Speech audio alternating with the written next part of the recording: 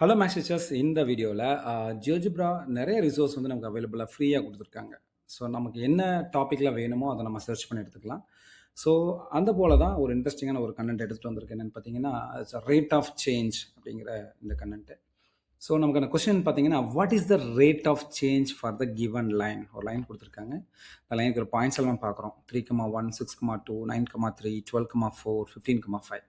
So rate of change என்னன்னு கேட்குறாங்க. நமக்கு தெரியும் ரேட் ஆஃப் சேஞ்ச்னாலே ratio of changes in y values by x values.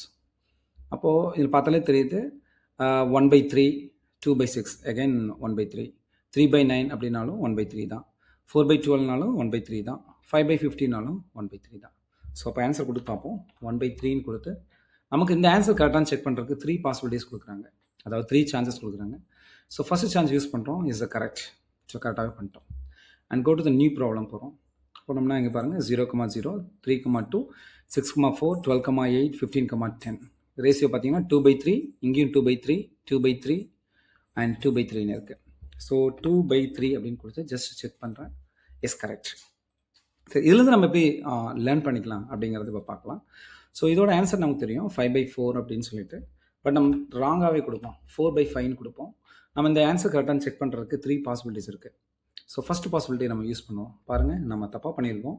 So நம்மளை மோட்டிவேட் பண்ணது ட்ரை அகேன், திரும்ப நீங்கள் ட்ரை பண்ணுங்கள்.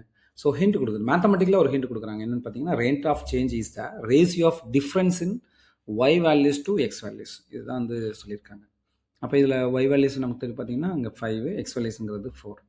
ஸோ எகெயின் நம்ம என்ன பண்ணலாம் அப்படின்னா, ஒரு 4/3 அப்படின்னு சொல்லி கொடுப்போம். என்ன தான் நம்ம ஃபீட்பேக் கொடுக்குன்னு பார்ப்போம். செக் ஆன்சர் கொடுக்குறோம்.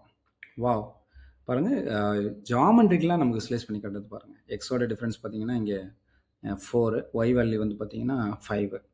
அப்போ ஆன்சர் டெஃபரெண்ட்டாக என்ன தான் வரும்னா 5/4 தான் வரும்.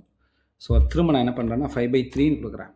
ஏன்னா இந்த ஆன்சர் கரெக்டாக செக் பண்ணுறதுக்கு 3 சான்ஸ் கொடுத்தாங்க. ஃபஸ்ட்டு சான்ஸில் நமக்கான ஹிண்ட் கிடச்சி, செகண்ட் சான்ஸில் ஜாமெட்ரிக்கில் நமக்கான ஒரு ஹிண்ட் கிடச்சி, இப்போ லாஸ்ட் நம்ம செக் பண்ணுவோம்.